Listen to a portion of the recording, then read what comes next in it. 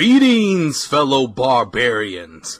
It is I, Alan Odinson, and this is the Barbarian Lounge podcast.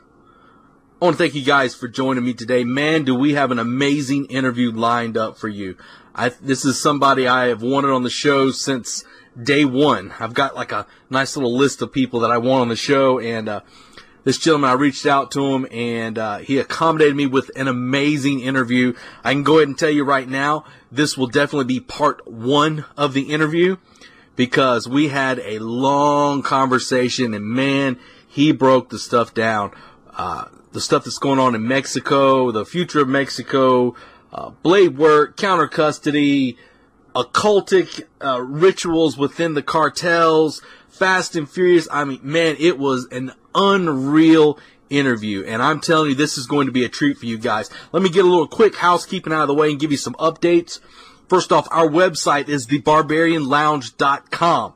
From now on, from this day forward, all future episodes will be featured directly through thebarbarianlounge.com. No more middleman, no more this host and that host. Everything is going directly through thebarbarianlounge.com. That is where all of our shows are going to be located, so you'll be able to go there and find them. I'm setting up things right now. I have to do some work to it. It's taking a little bit of time, but I'm setting up things for all you guys that like to listen on iTunes. I'm setting up the RSS right now to send out for our iTunes listeners, so you'll be back up to speed. I can go ahead and tell you that we're only going to have a certain amount of shows that are going to be available. I'm going to feature, I haven't decided on the exact number of shows I'm going to feature, but a lot of shows are kind of going behind the paywall. So if you're not a member on our patron site, our member site, if you're not a member, you're not going to get to hear a lot of the older stuff that we've done. It's not going to be available, and they may be slowly released every now and then. Probably not, just because the content is rolling out fairly quickly right now. So, I urge you, become a member, because there's going to be a lot of exclusive content that's going to be going on there. I'm probably only going to upload maybe the last 15 shows. So those will be the shows that will be available. Everything else is going to be behind the paywall.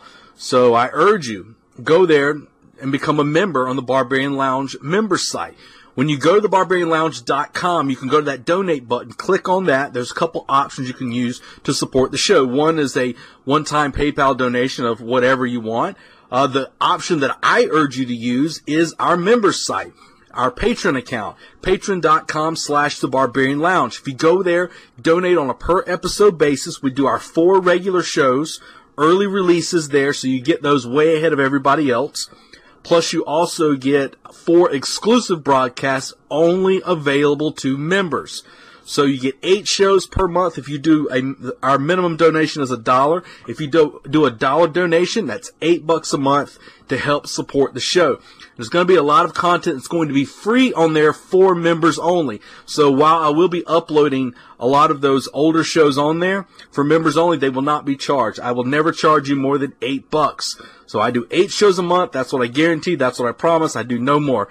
If I do less, it only costs me a few dollars. So, so however much work I do is the value that you're getting. So it keeps me honest and helps me make sure you're getting the best bang for your buck. So check it out, patreon.com/thebarbarianlounge. I think that's about all the housekeeping I'm going to do today. I want to jump into this interview as quick as possible. So please enjoy our part 1 here. Part 2 will be released. You're going to have to wait probably about a week for the part 2. Sorry guys. Members on our member site, you will get both parts at the same time. So they'll be divided separately, but as soon as this becomes available, you will also have part 2, so you guys don't have to wait a week to get the second part of this amazing interview. And I'm telling you, I like to think that I'm just hyping it, but guys, it is fucking gold from beginning to end. So please enjoy my interview with Ed Calderon of Ed's Manifesto, and I'll see you guys on the other side. All right, guys, I am on the line with a gentleman who I've been wanting to get on for a while. He is the author of Ed's Manifesto, and of all the guys I know from Mexico, he is my favorite. from Mexico. My good buddy. I met him a while back, Mr. Ed Calderon. How you doing, Ed? Hi. I think we met at the Blade Show. That was our meeting, right? Yes, that was it. Yep. Yeah. It was a lot of moonshine in the immediate vicinity around our meeting. Yes, exactly. I like to think that you guys are moonshine connoisseurs. I will say this.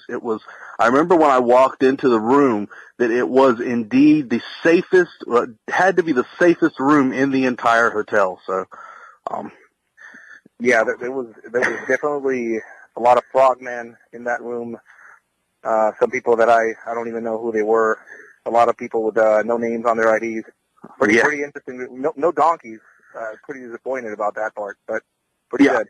I was glad I didn't see any donkeys. I saw a pizza guy, and I remember as soon as the pizza guy came to the door, you opened the door and you started immediately speaking to him in some of the fastest Spanish I've ever heard, and he was just completely befuddled by what let's talk a little bit about Mr. Ed Calderon. He's the man of mystery, the man who wears many different hats, many different patches. Let's talk a little bit about you. Let's talk a little bit about your career. Tell us a little bit about Ed. Well, I was born in Tijuana, Mexico. Infamous Tijuana. Most people that have heard about that city in the border region of Mexico already have an image of what Tijuana is like. I would like to say that it's a very different city than most people think, but it really isn't. It's a pretty interesting city to grow up in. So, but back in the 80s, early 90s, which I was born in 82, it was pretty calm. It was a pretty calm city. I mean, there was a nightlife, legendary nightlife, but outside of that, it was pretty calm. I mean, normal criminality, but nothing too extreme. And I was kind of a street kid. Moved out of my house when I was like 15. Traveled around a lot, pretty aimless. Actually studied medicine for 2 years, believe it or not. I was trying to put myself through medical school, and this was during 9/11. I was doing my second year of medicine, and I was waking up and saw those planes crashing into those towers, and everything changed. The economy down there went down the toilet, and a few of the jobs I had disappeared. I mean, it affected everybody, and I had to look for options. And a newspaper article was offering basically free tuition and free education to people that wanted to work for the Mexican government doing law enforcement work and things of that nature. And they were looking for bilingual individuals specifically. So I applied, and 12 years later, here I am. So yeah, it was an interesting time. Back then, things were.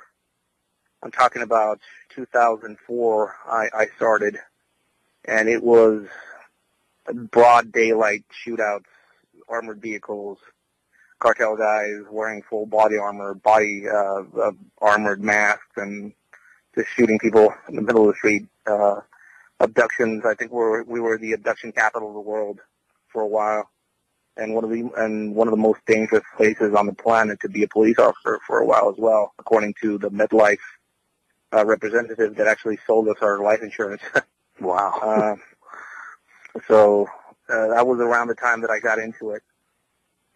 Went to Mexico City to get the initial start of the training, and I really did not know exactly what I signed on for. I was a bit, I thought I was going to be in some office somewhere listening to phone calls or translating things, and I could not have been more wrong about the nature of the work I was about to do.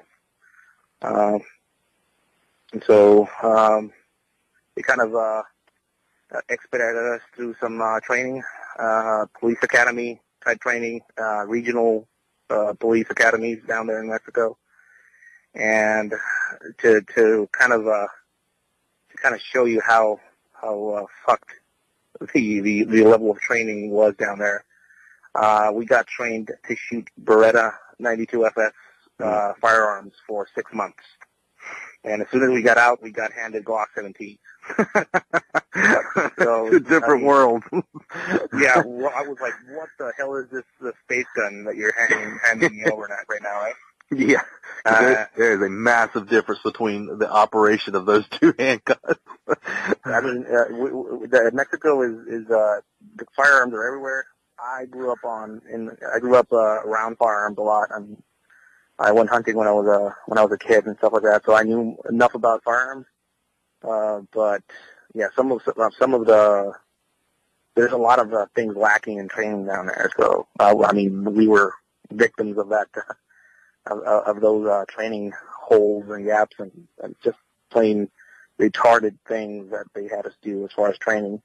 Right. It's a third world country, and a lot of the things they do down there are improvised and around that time was when the whole Zetas thing happened, where a group of Mexican Special Forces guys decided to empty out their armory and just leave and go to work for the cartels.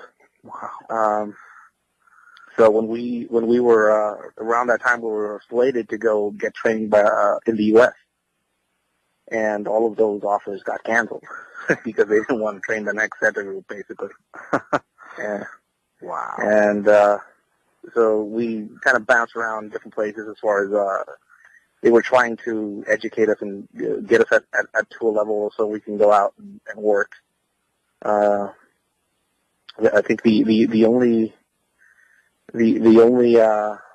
kind of open avenue we had for training in the U.S. was through the Department of the Navy. Actually, are the only ones that actually offered to train us. So that's how I got up here and started making connections with people up here in that capacity. And then I did about 12 years down there doing counter-narcotics, working against some abduction groups in the border region, and just being in the shit for 12 years. Moved around a bunch. Most of my experience was in the Baja area and Juarez. Because of my English, that was where they put me to use as far as listening to phone calls and kind of talking to people, stuff like that. Wow. Yeah, well, I remember, you posted a lot of stuff about the stuff that's going on down with the cartels, especially with the abductions. And, it's funny, you hear a lot of talk here in the United States about, atrocities that are happening in places all the way across the pond over there. They talk about Syria nonstop and all these things like that. But what's going on in Mexico is almost kind of like the war that nobody wants to talk about. And it surprises me because, well, I say it surprises me, it doesn't really, but it kind of can be surprising to a lot of people to think about exactly what's been going on down there. And it's literally like right across the border, but yet we're more concerned about what's going on, overseas in Syria. My guess is because they don't have any oil pipelines they're trying to run through the middle of Mexico right now. So that probably has a lot to do with it. Plus there's probably some money going around and, that sort of thing. But a lot of people don't really want to talk about, that the other war that's happening right across the border. I mean, if anybody's seen it, it's definitely you. So it's one difference between. Well, first off, we're neighbors, right? So there's definitely a proximity right now, and there are oil lines down there. There is oil in Mexico, but all of that oil was privatized 4 years ago. So a lot of American companies actually have a stake in it now. So. Mm-hmm. And there's definitely American interest down in Mexico right now, but after the elections and having Trump come up and be the current president, mm-hmm. there was definitely a disconnect between the current government down there and the law enforcement agencies, stuff like that, where like anti-Americanism is at an all-time high in Mexico. Like I've never seen it like that ever. People definitely have the mindset of even in high-level law enforcement of not sharing information with their American counterparts, and there's a weird kind of vacuum as far as collaboration goes between both countries, which is fuel for some of the stuff that's going on down there right now. Yeah. So, I mean, do you think at the end of the day, you hear them talk about a lot of times this whole idea about the whole, building the wall thing. Do you think that would even stop anything for the most part? I mean, I've seen high level security walls already set up in the San Diego area, and the walls that I scratch my head as far as how to get around them if I had to. But there's a shitload of tunnels all along that area, right? And a drone technology, which is something that people kind of don't talk about or don't know about. Interesting detail, and people can look this up online if they want.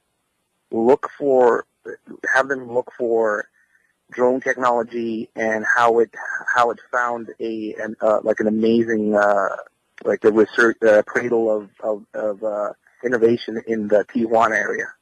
For some reason, some mysterious group started investing so much in drone technology in the area for some reason, and we got some major advancements actually coming out of TJ, which is hilarious because everybody knows that the cartels are the ones that were investing heavily in drone technology. And maritime. I've personally never found one myself, but I know of people that have submarines. I mean, high-level load transportation submarines are active in the Gulf and the Pacific, putting drugs into coastal cities of the United States. And that is evident by some submarines that have already been found, and by how drug prices are really not affected, even with record-breaking loads that are found down there, and El Chapo being jailed and everything like that. Drug prices remain steady, so the supply chain is not being severed in any way. So, and drug tunnels, like high-level drug tunnels. People were impressed about El Chapo's drug tunnel. Some of I've seen drug tunnels that you can actually drive a car through.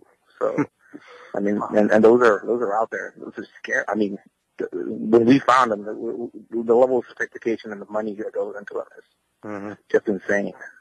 Wow. Well, I remember you've talked also about the whole thing that went down with the whole Fast and Furious issue with the guns that were down. I remember you posted a picture of a Barrett, a 50 caliber Barrett that was mounted, I think, in the back of a truck that was traced to the Fast and Furious thing or something like that. So I know that's a big deal down there as well. Yeah, I mean the horrible part. So when I was active, the first years I was active, we actually did a lot of liaison work with the United States, and had a great working relationship with a lot of agencies up here. There was a lot of communication. What people don't realize, and there is a lot of corruption in Mexico in law enforcement. A lot of law enforcement agencies are infiltrated by certain groups of cartel guys or people that are sponsored by cartel groups, and they go through the academy and stuff like that.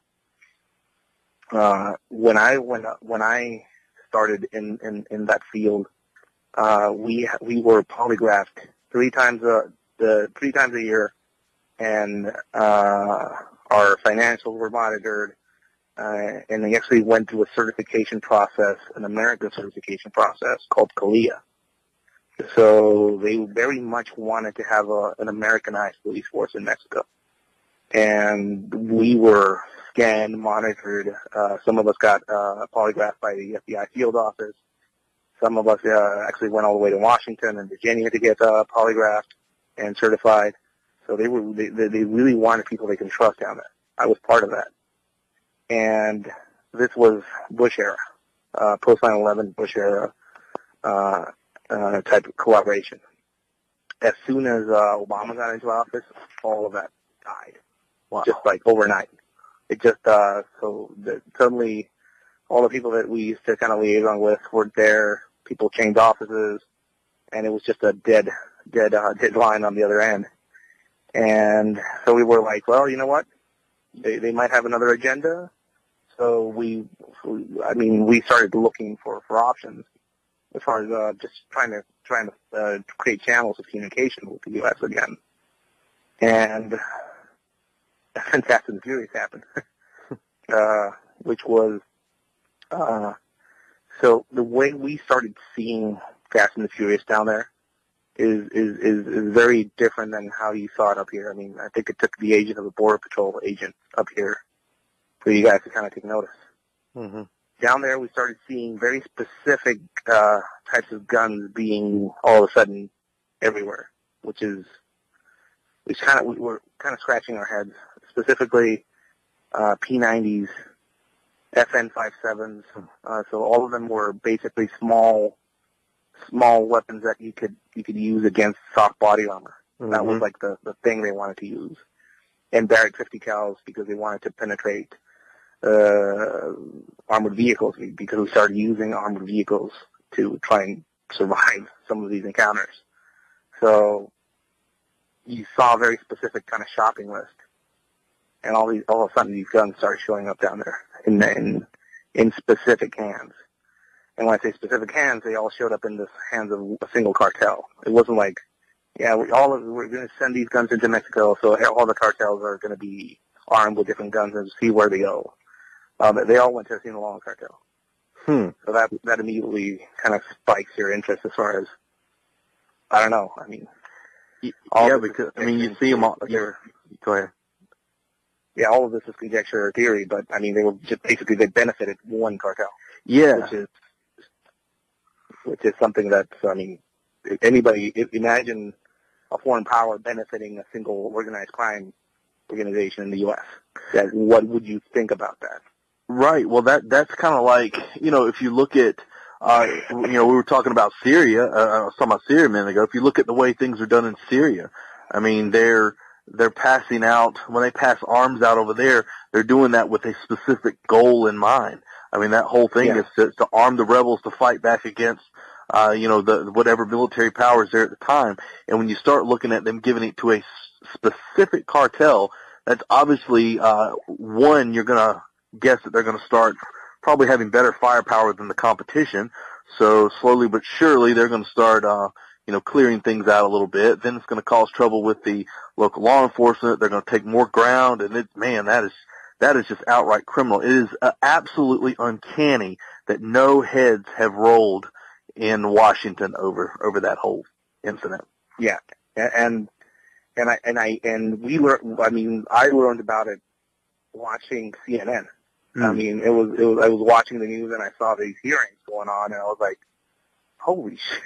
Yeah, I'm trying to put two and two together and seeing the types of guns, and then we did inventory as far as what we took off the streets and numbers, and all of a sudden we got calls from certain agencies up in the U.S. all of a sudden from phone lines that were dead for years, as far as things we found. And I mean, it was pretty interesting, and it's in the high level military circles in Mexico and the government, there was a legit concern of a destabilization operation going on from the U.S.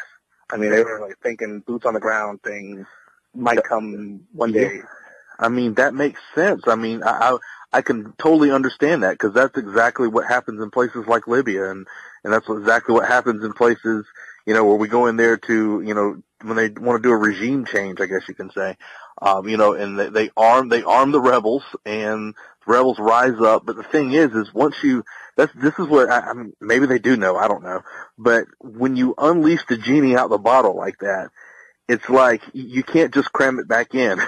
Once you've opened Pandora's box, you can't say, okay, that's enough chaos. Why don't you climb back in the box now? I mean, that's what happened with ISIS. That's what's happened.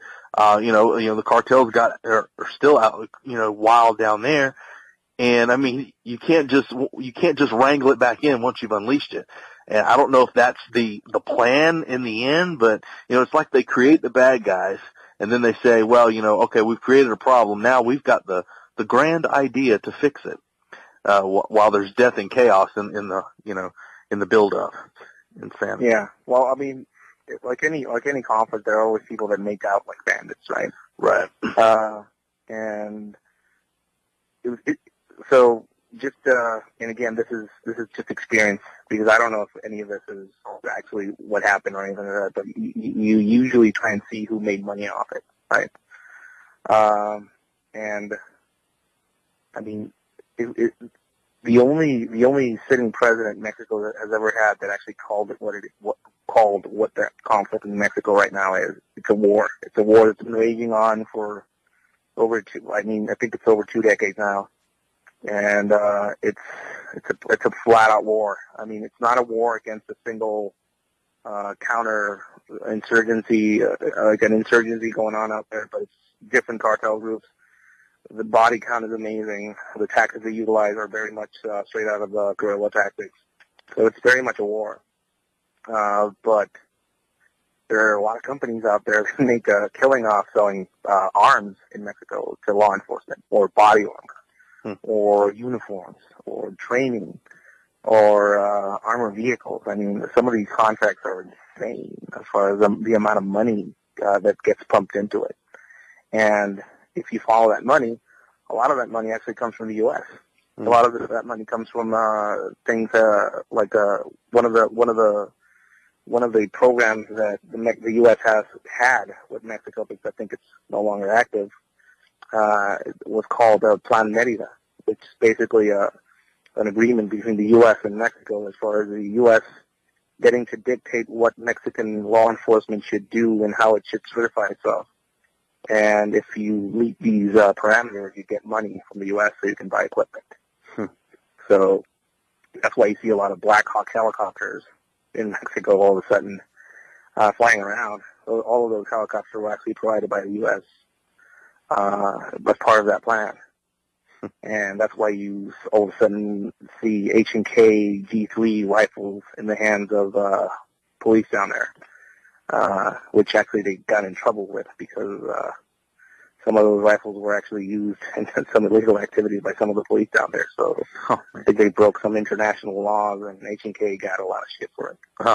So, and I mean, it's quagmire. It's a shit show, and it's getting really bad right now. I think it's reaching one of those peaks right now as far as violence goes.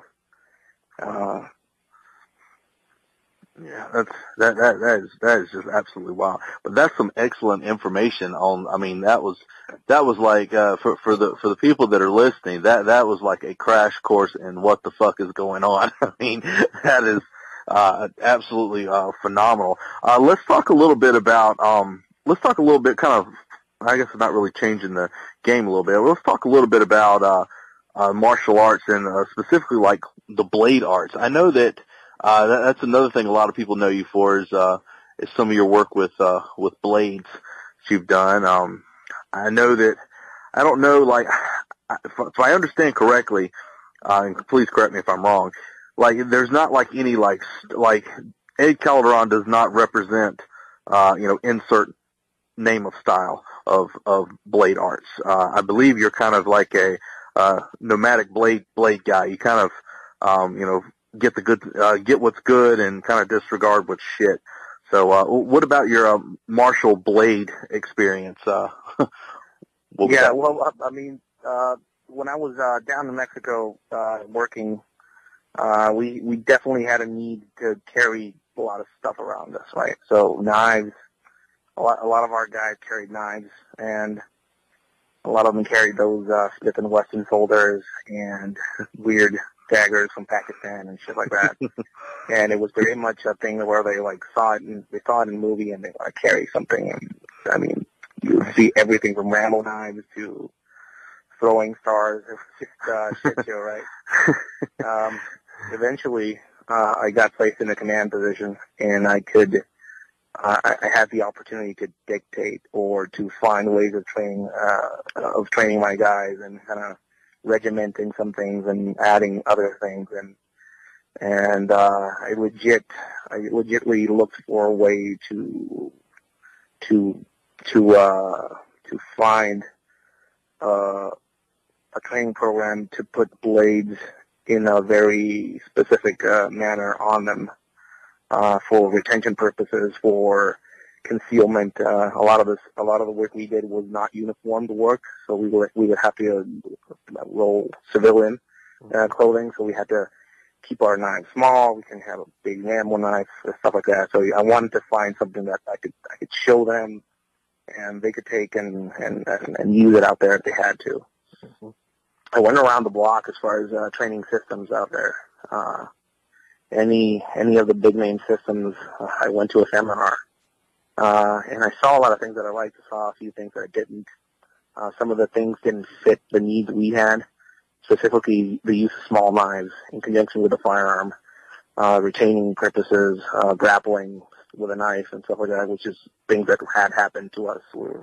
We kind of went a lot. We went backwards with it. We did first, fucked up a lot, and then we looked for training. We didn't look for training first and went out and did and applied. So we were kind of ass backwards in that effect. I asked a lot of people out there if anybody wanted to come down and train some of my guys. Everybody heard Mexico and said, fuck no. And the only guy that really took me up on that offer was Scott Babb, the founder of Libre Fighting.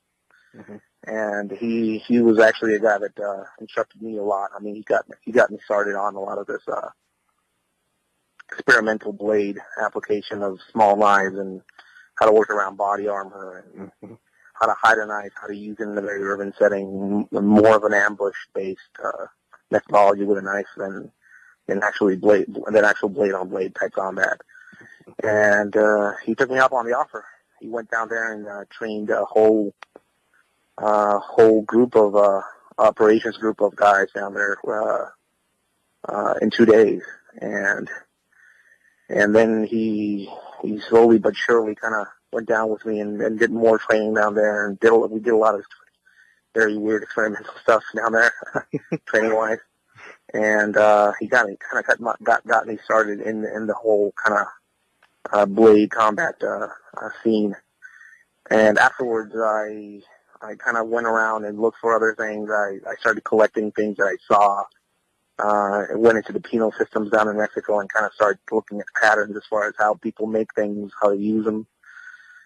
Met different people from different places. Started delving into other systems out there that I found were kind of interesting as far as how you could apply something against somebody in a modern context. So very stab specific. Mm-hmm. How to target specific parts on the face, kind of circumventing any thoracic targeting because of the use of body armor. And so I kind of went to weird places with it, and had a lot of opportunities to actually apply some of this material out there, and had the collective experience of most of my guys that actually applied some of this out there. So made corrections, modified a few things.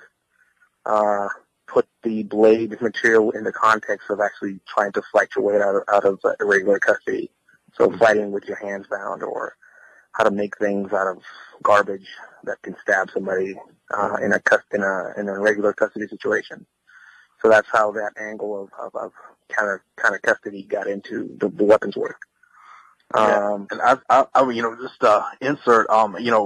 I've seen a lot of Scott's material with Libre, and I think I've got the video set here at the house, and I've been keeping track of it for a while. When he was posting stuff up online, and it's it's one of those systems that, at the time it came out, it was different in the fact of how, one of the things I really have always enjoyed about the way he presented his material was there was always intent behind everything he was doing. Even when he wasn't, actually, if he wasn't popping you with the trainer, there was always intent behind it. His body movements as he was going after the target, not hitting them, but pulling at the last minute, but there was always a lot of intent.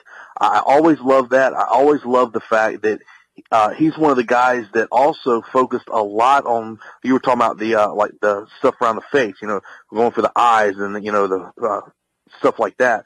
I mean, you get an instant reaction. Instant reaction. I've told people that for years when it comes to, eye gouges, working with the blade as well, and you can take guys and whenever they're fighting, you see it even when guys are competing in high level mixed martial arts.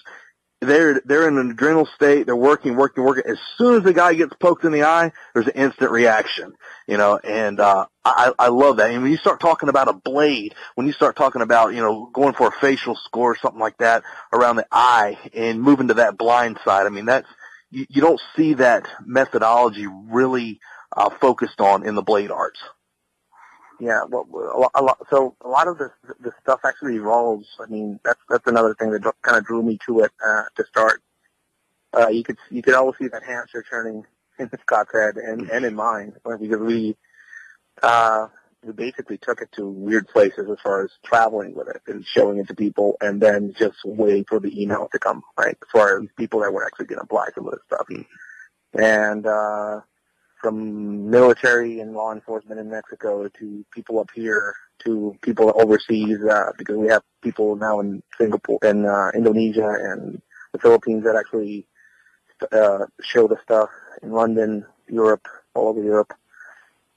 When we did a class in Mexico City, and Mexico City is it's a pretty interesting place. I mean, it's non-permissive as far as people carrying around firearms, so they can't carry around firearms. They can't carry around any weapon specifically, but people carry around knives. It's a very weird, bladed culture down in Mexico, so they're always kind of worried about carrying a knife, concealing it. It's already kind of built into them. And we did a seminar down there, and 90 people showed up to that seminar. Wow! And it was mind-boggling as far as the amount of people that showed up. And some of the students I could see were experienced guys. I mean, you'd see the defensive scars on their hands.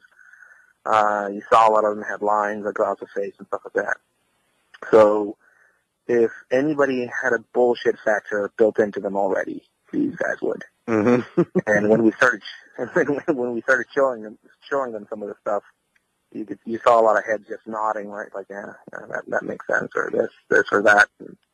And we showed them that eye pluck, we call it, which is kind of a downward slash to the right eye.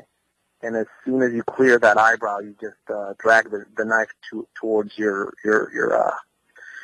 towards the left side of the body, kind of plucking that eye out of the socket, basically. Mm-hmm. Kind of works with the reaction of the body to want to go back and forward, so you kind of drop your body weight down and flick to the side. Yeah, it's a little kind of like a abanico with a stick, yeah, right? It's a little kind of like Scott calls it etching. Mm-hmm. I mean, that's a good way to put it. It's just a little flick. It's a weird release of the wrist, and it's very effective. It's horrible. You can do it with a piece of glass. You can do it with a pen. You can do it with a knife. It just becomes something else. So we showed this to one of the students down there, and surely, it took a few days, but we got an email back and saw some pictures of this being applied to somebody in a law enforcement capacity, and it was impressive. Yeah.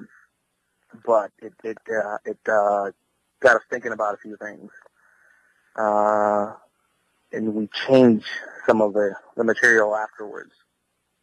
So he had to he had to basically move in an area where it was pretty lawless, and he had to do whatever he did on this guy, and kind of move out of the area. Again, American audience won't get this because most of us up here in the U.S., because I'm up in the U.S. right now, can't get how somebody can stab somebody in the face and have to bail, right?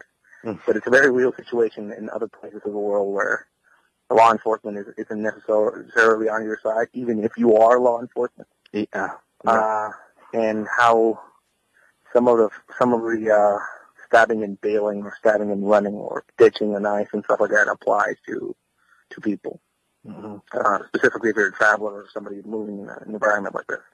So this happened in Mexico City, very horrible place. He got confronted by 2 or 3 guys, I think 3, and he was asked why he was there, and he was there for a very specific reason. He worked for the government, but the locals weren't very friendly to anybody from outside of that neighborhood. So if they find out you're a police officer in that neighborhood and you're there with any sort of intentions as far as investigations, you will get lynched and you will get set on fire. Oh, shit. So he already had the knife in his hand, which is something that we teach a lot, how to conceal a knife in your hand, actually have it preemptively already hidden in your hand. And as soon as he got grabbed, he went for an eye flick, a facial score eye flick, right? And that, there's a lot of arteries in the forehead, specifically around the eye. So there was a lot of blood going on and going around. So he had to run through this neighborhood with all this blood on himself, and people were looking at him because he had all this blood on himself.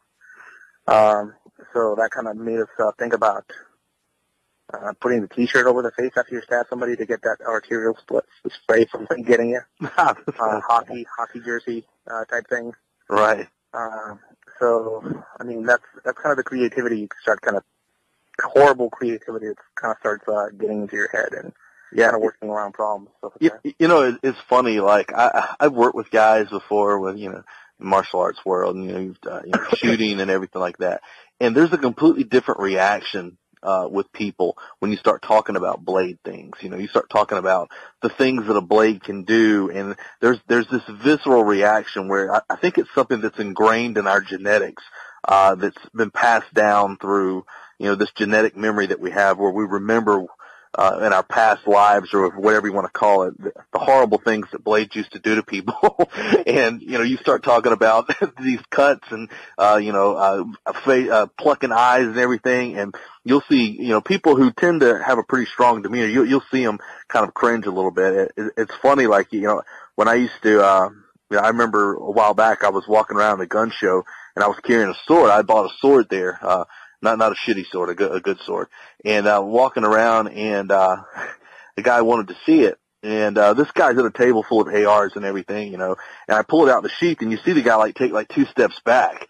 And I'm like, you're sitting here around ARs and everything's cool, but as soon as this blade comes out the sheath, you're like, oh shit, it's just something where people remember it, and you start talking about going for eyes and everything like that. My theory on things like that is it doesn't matter what the animal is. Most people who get attacked by sharks that get away say they did it by gouging it in the eyes. So if it'll work on a fucking shark, I guarantee you pluck somebody's eye out, it will absolutely work on a person. I mean, instant reaction. There's no, you got to wait for them to bleed. None of that shit. Pluck the eye. I assure you, they will respond. Yeah. So people assume that I'm just a knife guy and I work knives and I carry knives and shit like that. I mean, I've carried firearms for 12 years. Right. And I know how to shoot. I'm just not I would be an idiot to come up here from Mexico and teach firearms to people. I mean, if you want to learn how to shoot, go to one of these American schools up here. I mean, you guys get a lot of time on range, more than I did. But firearms definitely have a place in the material I teach. I mean, because it's very much ingrained in kind of my background. So I do a lot of stuff with my left hand. I do a lot of passing the knife to the left hand material. I do a lot of trapping, handgun holstered handguns in pants, and how to entrap a slung rifle, and how to work around firearms and body armor and stuff like that. This is very much something that we kind of learned from people down there, because a lot of the stuff was applied against us. Yeah, and a lot of the people we kind of had to fight were dressed like we were. Yeah. I mean, a lot of these guys actually had full-on armored vest and carried firearms and slings and everything and helmets. So I kind of learned how to work around these things as well, because people see it. When I teach a class, people kind of see this stuff and they're like, oh, this is pretty much an anti-police material. You can use this against a law enforcement officer. Are you sure you should be teaching this publicly? And I'm like, well, I mean, you have to think about it in context. Mm-hmm. I mean, this comes from I very much kind of focus on teaching people that like travel or travel abroad, but all of this has applications for anything, for anybody. It's kind of scary to see it sometimes. Some of the material I teach about how to entrap an appendix carried firearm was very eye-opening. I actually did a class for some gang unit detectives from, can't say the name of the area I did it, but and I was showing them how guys down there learned how to entrap appendix carried firearms by grabbing the teacher and actually pulling it over the handgun, by grabbing the handgun in the holster and actually kind of orientating it into the iliac crest and actually putting your knee into it, which hurts like a motherfucker. How they would spot knives clipped to the left side of your pocket, and they kind of, anytime they spotted a knife on the left side of somebody, they kind of assumed that they had a firearm concealed on them, because you will only carry a knife left-handed if you are left-handed, or if you want it for retention purposes. So, yeah. So they would grab onto the handgun, and you would dedicate both your hands to that firearm, and they would unclip your knife and stab you with your own knife. Shit like that would happen. And it was eye-opening for them, because they kind of never kind of realized that people out there are going to be constructing what we do as individuals in the public. Right. They're always kind of looking for ways to hack that. And I told them, I mean, if this is news or new material to you guys, I mean, if you've never seen this before, let me tell you, this is old stuff or old news for some people out there in the world, and I'm glad that you now know it so people can apply it to you. But there's a lot of reverse engineering criminal methodologies and stuff that I do. I mean, I really focus mostly on that specifically. I don't adhere to a system. I kind of take things that I see applied to people out there, or that I applied myself, and kind of present it in a way where people can take something specific from it, depending on who you are. I mean, if you're a traveler, if you work in law enforcement, if you're in the military, kind of see where that fits into their kind of needs, and that's pretty much what I show people. Right, and you know, I love the stuff that you were talking about with the gun, the basically blade versus gun. And I tell you, I've talked to guys here, because like you said, the U.S. we are a gun culture here, and I cannot stand that cliche bullshit of never bring a knife to a gunfight.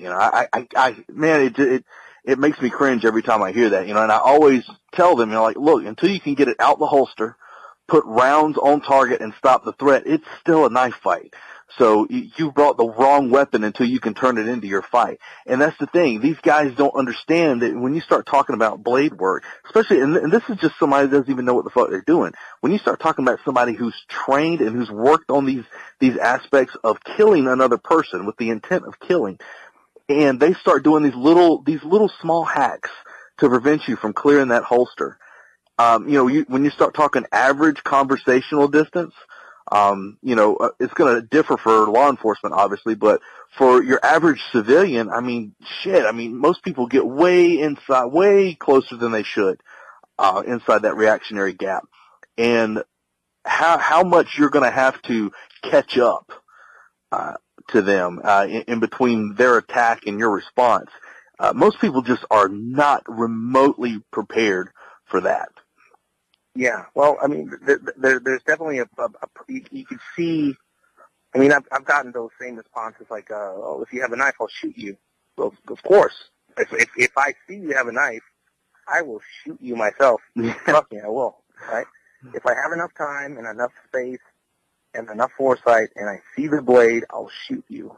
But one thing people immediately realize, because I do this demonstration all the time, and I'm talking to somebody and the blade comes out of nowhere, and they're like, wow, that was fucking street magic. It's definitely an element of street magic in what I do. Mm-hmm. Mm-hmm. And it doesn't come from me, I'm going to be a magician and kind of appear a knife out of nowhere. That's what these fuckers do out there, right? Mm-hmm. There was a high-level guy that I got to kind of converse with and train with, and high-level jiu-jitsu guy. Firearms experience was through the roof. Good guy, right? So he wanted to see some of the stuff and see if he can kind of work around it and stuff like that. And he said, well, give me your best shot as far as trying to entrap a holstered gun and getting into an entangled position. And I pantsed him, right? Grabbed his pants and pulled it down to his ankles and stepped on his inseam. And that, I mean, my arm got tired as far as the amount of time to stab him. He was shocked. He was like, what the fuck was that? And I told him, well, that's a very real technique. I mean, I wish I could say I learned this from a ninja somewhere in the mountains, but that's a thing I saw. They applied it to some fucker out in the street. That's beautiful. That is going in my repertoire. I mean, it's stupid, but it works. It's not stupid, right? Yeah. And it's one of those things where it's not a system. It's not my secret. I invented all this stuff in the laboratory somewhere. I saw this shit in the street, and it looked interesting, and I think I can reconstruct it and teach it to somebody to apply it somewhere. And it's very unconventional, maybe, but it has a history. So if something has a history, I mean, it's kind of hard to argue with something when it has a history. Right. As far as application. Yeah, I mean, I noticed that a lot of the stuff you guys do too. You've posted things about this of using organic mediums to test a lot of the blade work and stuff like that on.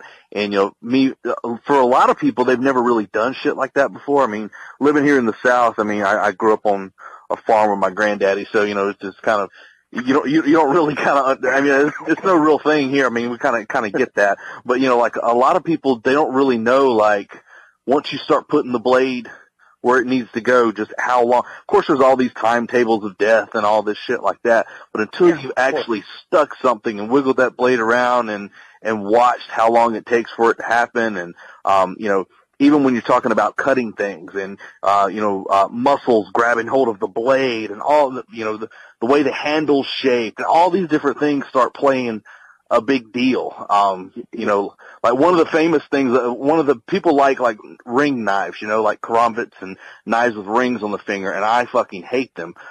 They give you a good hold, but I've had them bind up and damn near break my finger sometimes. I mean, those are, and that's just things that people, they don't think about. And, it's like the shit I see people using with like tomahawks and stuff like that. And, when they're doing this and doing that with a tomahawk, and I'm like, have you ever fucking chopped anything organic with a tomahawk? It gets stuck. You gotta work that thing out before you get it out, Yeah. Yeah, so the organic mediums, people are like, that's build a butcher shit, or that's a coal steel material, or I don't know. People equate it to a lot of things. A shitload of people are alarmed by it. I mean, I've gotten a lot of negativity from that. Again, Western first world culture. I know there's a lot of hunters up here, but a lot of people do not live in hunting orientated communities. Have no clue where the steaks and the burgers come from, basically. Yeah, the burger fairy. Where I'm from, I grew up slaughtering animals because that is how you would eat, right? You had to slaughter a pig so you can make carnitas. Right. and you had to process the animal, and that was very natural to me. I mean, I grew up with it. So, people always ask me, like, can you recommend me a good knife fighting DVD or seminar? Like, dude, go fucking hunting, quarter deer, get good at that, and that is, you're halfway there. I mean, that is the best fucking school you can have. Yeah.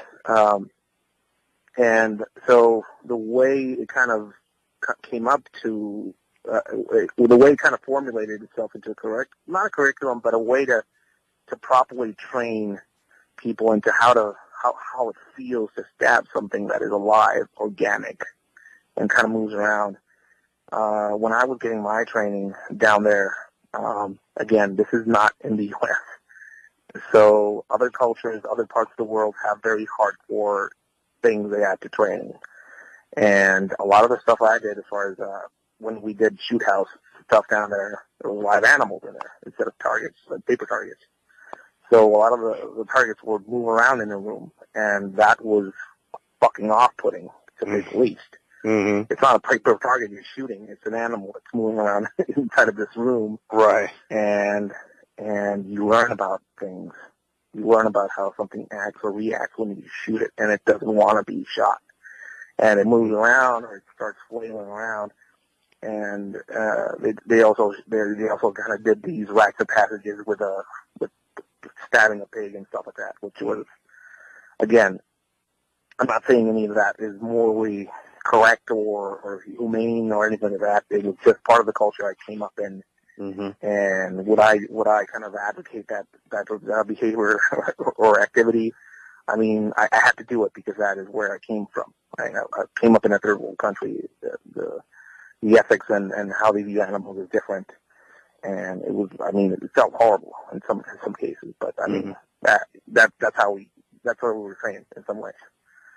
Right. And then later on, I got some very amazing training by our close friend of mine who is U.S. military.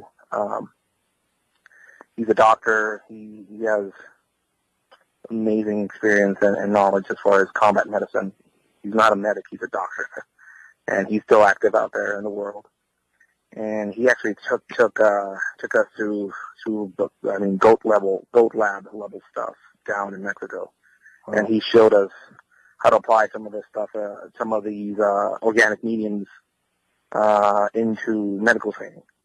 And that is where my head kind of started thinking, so we're gonna plug holes and keep things alive. So why not learn how to make the holes and then learn how to plug them in a classroom setting? This would be amazing. People would be, there's a lot of things that everybody would learn. Right. And so we started having, the introductory portion of a knife class would have an animal, a dead animal, with clothing on. And you would have guys carrying in their EDC folders into the class and just put on a good leather glove because a lot of those failed and started stabbing things with movement. So when you hang something from a chain that is heavy and you start flailing it around, because we would tie a rope to the legs, mm-hmm. and we would tie the animal with a chain on top, and we would flail that thing around. I mean, that's how something acts when you try to stab it, right? So one thing you notice immediately is all the stuff you kind of assume might work or assume might penetrate. Some of it doesn't. A lot of the angles, you start getting into the flesh, and your hand the knife starts twisting out of your hand because the thing is flailing around or spinning or twirling. So muscle, clothing, we add blood into the mix by kind of spraying it on people. Mm-hmm. And things just start getting chaotic, and a lot of things you assume would be easy turn into something a bit more difficult. Mm. And so people learn things like, I lost my knife, right? So what now? And so grab it. It's a handle now. Right? So find it and grab it. Truth on the Tracks you can catch every Monday night and Friday night at 9 p.m. Eastern Standard Time here on